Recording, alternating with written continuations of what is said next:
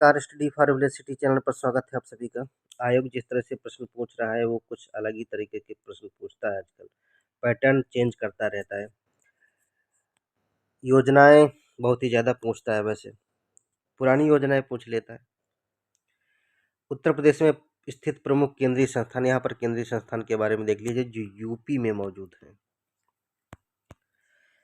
भारतीय बीज विज्ञान संस्थान, भारतीय बीज विज्ञान संस्थान मऊ में है। कहाँ भैया? मऊ। केंद्रीय पक्षी अनुसंधान संस्थान बरेली में। कहाँ है? बरेली में केंद्रीय पक्षी अनुसंधान संस्थान।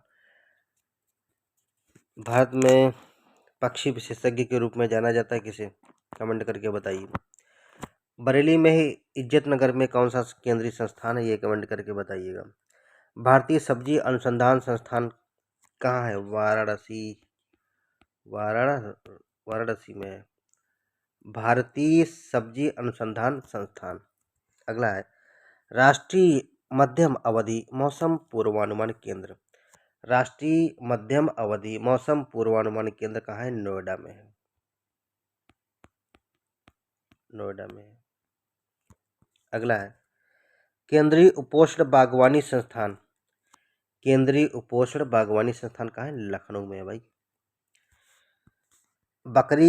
केंद्रीय बकरी अनुसंधान संस्थान कहाँ है? मथुरा में। पिछला वीडियो था उसमें ये मिलेगा आपको। मथुरा। केंद्रीय बकरी अनुसंधान संस्थान मथुरा में। केंद्रीय गौ अनुसंधान संस्थान कहाँ है भाई? मेरठ में है, उत्तर प्रदेश में ही। भारतीय दलहन अनुसंधान संस्थान कानपुर में है। कानपुर यूनिवर्सिटी है जो उससे पहले पड़ेगा, वो इसके आसपास है ये। केंद्रीय दलहन अनुसंधान संस्थान। केंद्रीय औषधि अनुसंधान संस्थान कहाँ है? केंद्रीय औषधि अनुसंधान संस्थान लखनऊ में है। अगला प्रमुख योजनाएं, कुछ योजनाओं के बारे में जान लीजिए। पीएम पोषण शक्ति निर्माण योजना। पीएम पोषण शक्ति निर्माण योजना जो शुभारंभ हुआ था वर्ष 1995 में हुआ था। मध्याह्न भोजन योजना के रूप में इसका शुरुआत किया गया। 29 सितंबर 2021 को मध्याह्न भोजन का नाम परिवर्तन कर दिया गया। मिड डे मील योजना जो है इसका नाम चेंज कर दिया गया।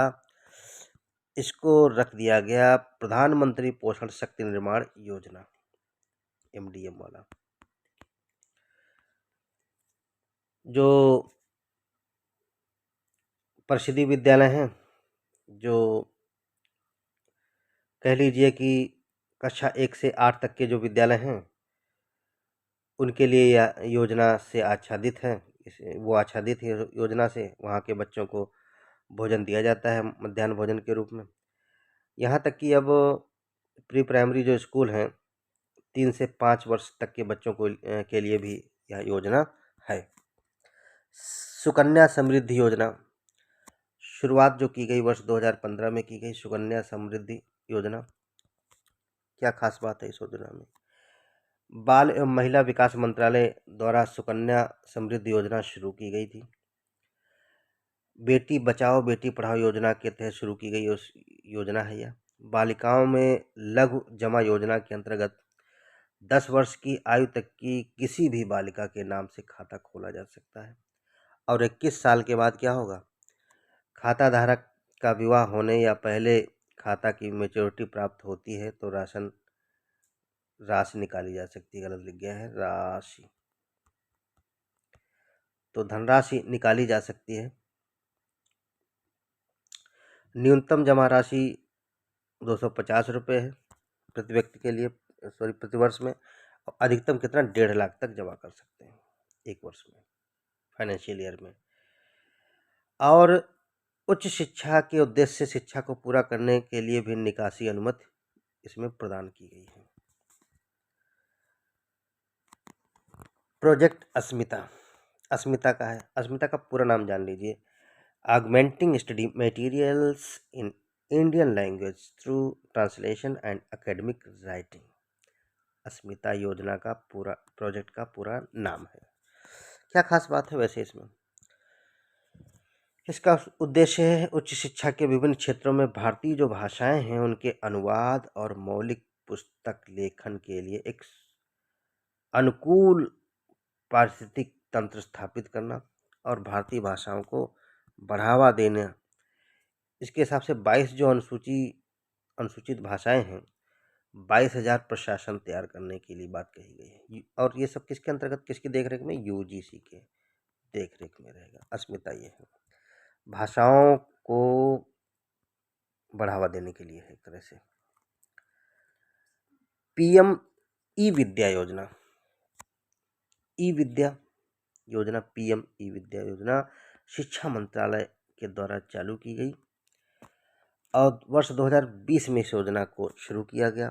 उद्देश्य क्या है? डिजिटल ऑनलाइन शिक्षा को बढ़ावा देने के अंतर्गत और 12 डीटीएच चैनल भी शुरू किए गए इसमें 12वीं क्लास तक के बच्चों के लिए। पाठ्यक्रम पर आधारित वीडियो उपलब्ध कराए जा रहे हैं और इसमें करीब जो 100 विश्वविद्यालय हैं, 100 यूनिवर्सिटीज़ हैं, वो भी ऑनलाइन पाठ्यक्रम की शुरुआत इसमें कर चुकी हैं। ये थी कुछ आज की वीडियो।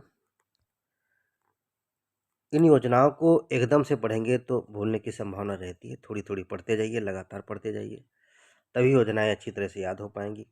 एकदम सारी चीज़ें याद नहीं होती, इसलिए छोटा वीडियो है, अध्ययन करिए। धन्यवाद।